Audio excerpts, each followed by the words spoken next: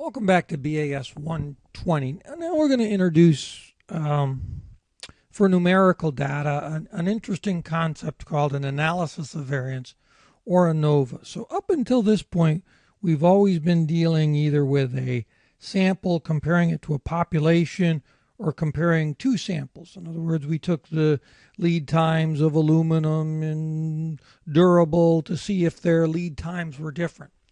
But what if we had a situation, which we often do in business, where we have several variables? So the example here in 7.3 is we want to know if there's any sort of relationship between customer satisfaction level and somebody's educational level, and they aren't just two. There's multiple categories of educational level. You can see the raw data here. We've got some folks with college degrees, some folks with graduate degrees, some folks, let's see what else we have, some folks with some college, all sorts of different stuff.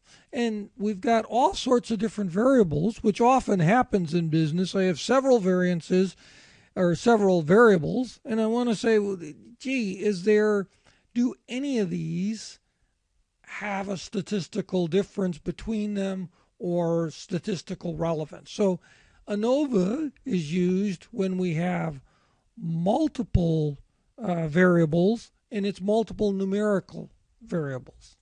So that's the situation we have here. So to make it a little easier on ourselves, I just did a very quick pivot table to sort the data. So let's sort the data into the categories they wanted. They wanted college grads, graduate degrees, and some college. And you can see I sorted them, got each raw score, did a very quick, the average. There's the formula for the average, and I counted them up. And notice one of the nice things about the Anova tool is you don't have to have the same number of samples. Notice here we've got 8 folks with college grads, 9 folks who are college grads, 8 with college degrees, and 7 with some college.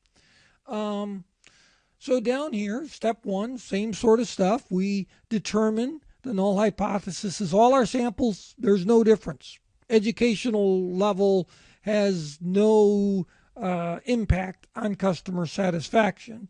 And of course, the alternative is that the samples are not equal, that there's a difference. So a few assumptions to use ANOVA. We have to assume that the samples are random or independently obtained, and that's normally the case. Very rarely are they not independent. The samples are normally distributed, and the samples have equal variances, which we can, and this becomes more and more, especially you need to be careful of this if the sample sizes are significantly different. But for our class right now, we're going to assume these conditions are all met. In later stuff, we'll show how to confirm all of this stuff. So once again, we go to our data analysis, and there's an Anova tool that we can use.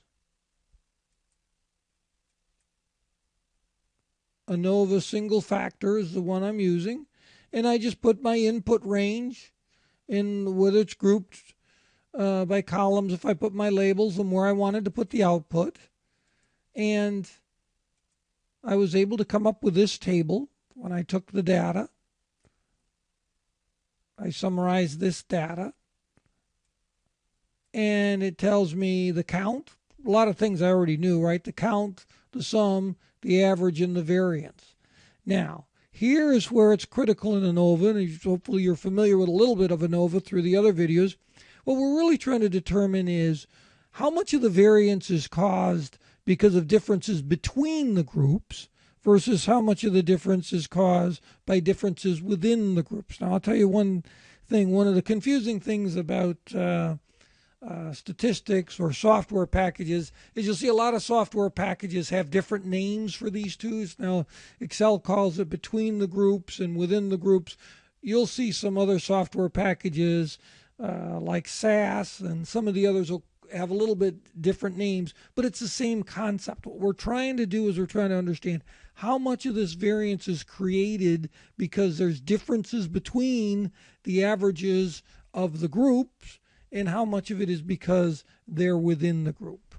So here we have an F score, which tells us, the F statistic. We have the p-value and the critical F value. So it's the same thing. This is outside the range. And of course, our p-value, if we're doing a test to 5%, then this p-value is going to be lower, which is going to allow us to reject the null hypothesis. And we can conclude that there is a difference, that educational levels does, in other words, that college degree folks give us a customer satisfaction score of 4.5 versus some college folks that have only had a little bit of college, give us customer satisfaction of 3.1. We can say that's statistically significant difference. So we can conclude higher educated people give us a better customer satisfaction score. Just some of the other things that this is, I've given you what all of these stand for. This is the sum of the squares, which you don't use a lot, but you've got the information. There's our degrees of freedom, and there's the mean squared, the average squared. The main things you're looking for is what I've highlighted here, your F statistic, your p-value, and your critical F value.